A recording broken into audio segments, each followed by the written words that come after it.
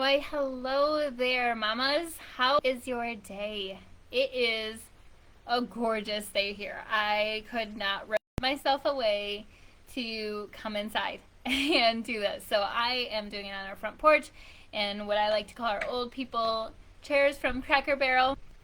We love to just sit outside here and spend our summers. And looking forward to taking the girls on a walk down by the river. We have like a little path that we love to just dive. But I'm just excited to be here with you as my little one takes a nap. And we're diving in this week to all things, because you can't live life without them. And we love them so much, but they cause a lot of chaos, at least in our house. I have 4 little girls, and there is sometimes chaos in our home. So I have tried so many different tricks and for you, and will be giving you my best on how to create that kid-friendly haven in your own home. We have tried so many things, and I would love to hear your tips and tricks as well.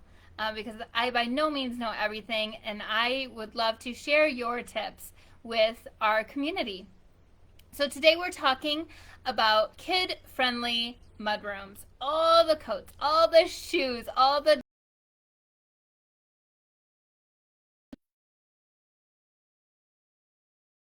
we create a mudroom that doesn't cause us anxiety, or that we're always cleaning it and never have time to just enjoy our kids. How can we create that kid-friendly mudroom? That's what we're talking about today. So the first step I always have, I go back to our design process as we learned last week, and we start with the empathy exercise. Start thinking, how do I feel when I come into my home? Ask your kids, how do you feel when you come into this area of the home, the spot where we go from the outside world into our home? How does it make you feel? Are you able to put your things away easily? What hinders you from putting your things away? Ask them, why do they keep it on the floor? And start digging into why and how you're using the space. And that's where we start every room. So every day I'm going to be giving you that tip. Always start with your empathy exercise. Really dig into how you're using the space, and what are the thoughts and feelings you have currently, and what do you want them to be, because that is always the guide for finding solutions for our rooms. So then when it comes to just tips and tricks that I've tried that have worked for our family, the biggest one is lockers. And I know that's no surprise. We didn't have lockers when we built our house and moved in. We made space for some, but we didn't build them quite yet. And oh my goodness, they are a lifesaver for us. We chose ones that are a little bit lower in height so that the kids can easily hang up their coats when they're a little bit bigger. The little ones do still need some help, but there is also a shelf in there so that they can put their backpacks underneath, is because it controls the amount of shoes. First of all, the kids are easily able to open up the drawers, throw their shoes in, and shove them away. It doesn't have to be nice, it doesn't have to be neat, but you close that drawer and there are no more shoes in the mudroom. Lockers have been a lifesaver for us. And if you don't have space right in your entryway, look around your entryway. Is there maybe a closet that has bifold doors that you can take off and then make that your locker area? Or is there something right inside the garage or right outside that main door for your family entrance that you can make lockers on either side of the door maybe? So it doesn't necessarily have to be inside the house, but look around, as lockers really do help rein in the amount of stuff in the way of entry. And when you come into your home, who wants to trip over dirty shoes? So lockers are by far my biggest tip. No surprise there. Second tip for you is seasonal. Only keep things in season. So for instance, if it's summertime now, right, only have the shoes in the drawer that they're able to wear, flip-flops, sandals, their tennis shoes, and then inside a light jacket and any nature tools that they might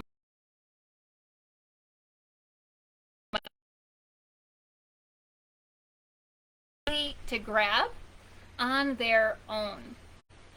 You don't want to have necessarily the winter stuff. First, you might not be able to fit everything. And then second, if you're like my daughter, she loves her fluffy, furry boots, and she tried to grab them earlier in May before I got things changed out. So you'll have way less fights if you can make it seasonal and only keep in the things that you need. So whether you're storing that winter gear downstairs in the basement or storing it outside in maybe an outdoor locker, I suggest only having stuff that is for the season.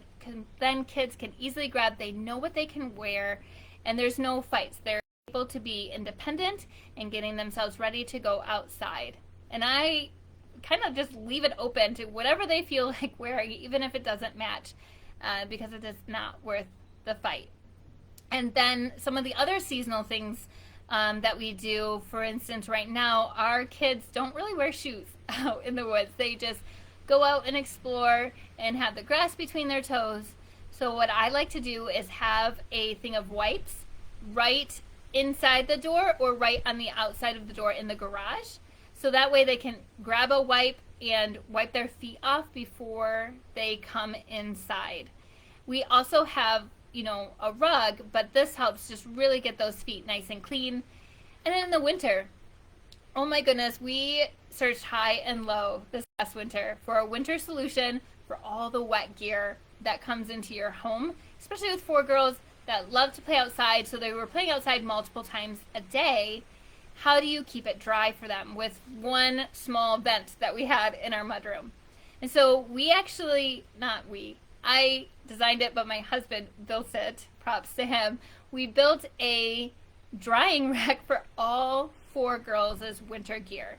And this is actually a drying rack that was used by firefighters to dry off their stuff. We built one for our home. It can have 4 snow pants, 4 coats, 4 hats, 4 pairs of boots, 4 pairs of mittens on it, and it has a blower system with PVC that blows all this air. And we have a heater nearby as well to just dry out that winter gear, have it out.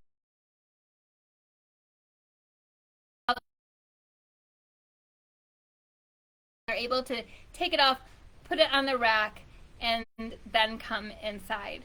So seasonal is a key in keeping a mudroom very kid-friendly and mama-friendly, because you're not bringing in all of that stuff. And we have also a boot rack right outside our door in our garage for all those muddy boots. The other tip is durable floors.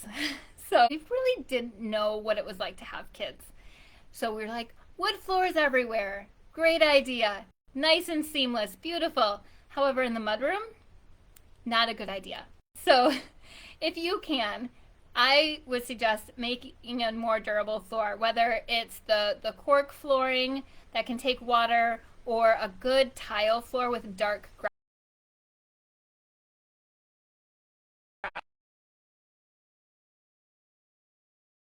If you have wood floors like we do, we honestly laid out an indoor-outdoor carpet, or you can get a washable rug that takes up the whole area.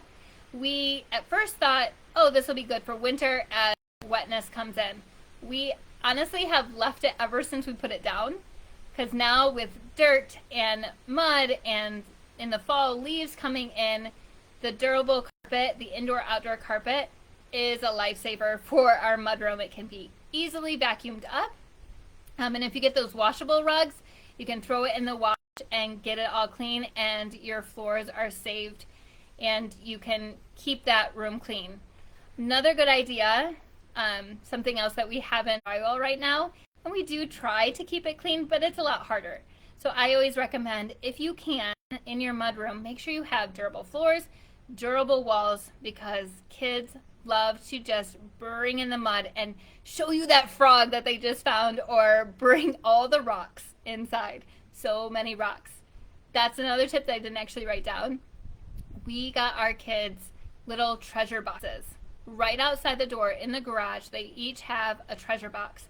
So all those rocks, all those sticks, all those cool leaves or dead bugs that they love to bring in to show you, We have a treasure box, and it's their treasure to call their own. And it's right outside the door. Anytime they want to get into it, anytime they want to add to it, it has really minimized the amount of dead bugs and rocks and sticks coming into our home. Another thing, let's see here, make it welcoming. So this one is also a big one. You got to remember, this is the room that welcomes home your kids from a school day, that welcomes you home maybe from a long day at work or coming home from the grocery store. It's the first part of your home that you enter. So how can you make it welcoming? Take a minute and think about that. What does welcoming mean to you? And how can you make it feel welcoming for you and your kids? One thing we have done is we just simply even put their names on their lockers. They know which one is theirs. They know they have a home inside of it. A lot of people put command centers in this area as well, so you can have your calendar right there. We love to put our calendar, honestly, in our kitchen because we're there way more than we are in our mudroom. But you can add a command center there. Everyone knows what's going on. I know there's a product from ODL that I got to work on a little bit as an engineer that is a system that hangs on the back of your door, like your garage door. And it was called, let's see if I have it. Oh, it's called On Hand System. Look at that. If you don't have a lot of space, look at this On Hand System from ODL. It's a local company in Zealand.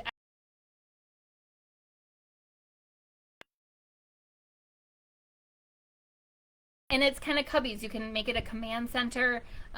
You can have different things that you need. You could put your mail in it. If you don't have a lot of area, it goes right on the door. All that space right there for you to add your own command center for a smaller area. But what makes it welcoming? Maybe it's a family picture of you guys or of the kids or a great saying. Make sure there's a bench. Benches always kind of just say, hey, come take your shoes off. You want a little coat hook for even your guests that come in behind you, or a place to just drop your groceries real quick while you take your shoes off. What can really make this room more welcoming? With smart home stuff, you can have a lot of fun. You could make a whole routine of smart home stuff. You could have it know where you are and know that you're approaching home, and the lights in the mudroom turn on and the diffuser starts.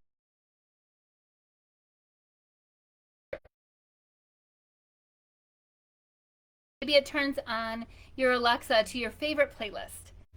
There's a lot of things you can do, fun things that you can do with smart home stuff, so that way it knows when you're coming home and it can welcome you. Your can actually welcome you home and help you just transition from the outside world into your own haven, into your own refuge, which is really, really cool. What other tips do you have for creating a more welcoming atmosphere in your mudroom? I would love to hear them. Some other tips from other blogs. I scoured the internet for other ideas as well, because I by no means have all the tips and tricks. Another one I really thought was really cool from a blog was create a sports center. So this one I would always recommend in the garage rather than specifically in your mudroom, because it can get a little stinky with the soccer shoes, or I know hockey gear really stinks really bad. So maybe put some lockers out in your garage, or baskets for all the balls, like right outside the garage. So when they're coming home from all their practices, you drop it right before you enter in the door and create this really nicely organized but easy to put away sports little area, if you will, right outside the door. Another idea that I know other people have is they have the washer and dryer, a second set, right by the door or by the mudroom. That way, if you don't have a drying rack for your winter gear, or your kids always come home muddy, like mine loves to come home muddy from nature school. I know it's the point of nature school, but she has an Oki suit and she loves to take it off. So this last time she took it off and came home in mud. If I had a washer and dryer right there, I could have already thrown it in the washer, thrown it in the dryer. It's a more, I would say, I would get a more durable one That way you're not washing your dirty, muddy stuff or have to hose it off beforehand. You can just throw it in here and you're washing your clothes separate in a separate laundry room. So that's another idea, is to add another laundry area down right in your mudroom or in your garage. I would check that out with Michigan stuff, right? You don't want it freezing and the pipes bursting, so that would work probably only for a heated garage. What other things? Umbrella storage, another great tip. Something we always overlook. I know I do because I'm usually running out of the house without an umbrella. So is there a place for umbrellas to be stored for you or your guests? You know, where can you store them so that when it drips, maybe it's dripping into a graded system, so that way it's catching the water and not getting water everywhere. Same thing for boots. I've seen a lot where you make a box and then you put some rocks in there and some matting underneath that to really catch all the water from your boots. I know we have a tool outside to help take those boots off. I know that even my really tall boots are hard to get off. So my dad actually made this crazy tool that goes on the heel and helps take boots off. Another great thing, kids love to use little tools like that, is another great thing to add to your mudroom. But yeah, I think that is all the tips I have on creating kid-friendly mudrooms. But I would love to hear your tips. What do you do in your mudroom with all the dirt and all the stuff, especially now that school's out? You know, what do you do in the summertime? Where do you put their bags? Well, we just store ours away underneath that shelf, like I said, but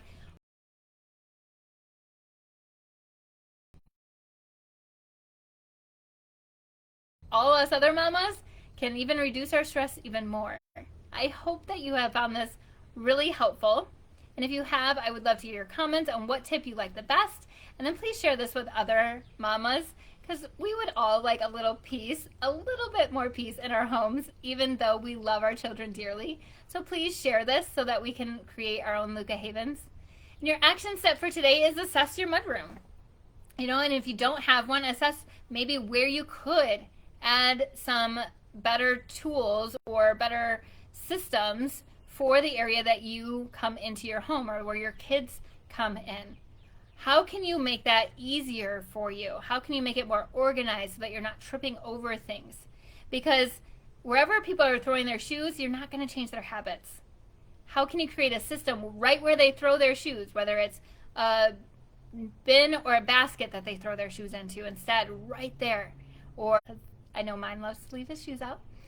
How can you help them take care of their stuff a little bit better? How can you make it more welcoming for you to enter your home? That's your action step. What can you do? Try to think of something that's even a little easy that you can implement this weekend. You know, that one little step to make a better, more kid-friendly mudroom. That's your action step. And I would love to hear what you came up with. Send it my way. Send me a message. If you have any questions, always open for a conversation. Send me an email or a message. I will also try to put up on my story today different inspirational images from other designers. I know I have our mudroom on my post for today, so check that out. But I'll also try to get those inspirational images up if I can. If the baby sleeps a little bit longer, I'll try to get those up there for you. Tomorrow we are diving into, living rooms. And this is another fun one because I was all about having toys in my living room, which is good, but it causes a lot of stress and anxiety. So how can you create those kid-friendly living rooms where they're able to play, but you are able to also breathe easily and play with them because you're not dealing with all the mess of having a house that shouts, "Kids live here." So come join me tomorrow as we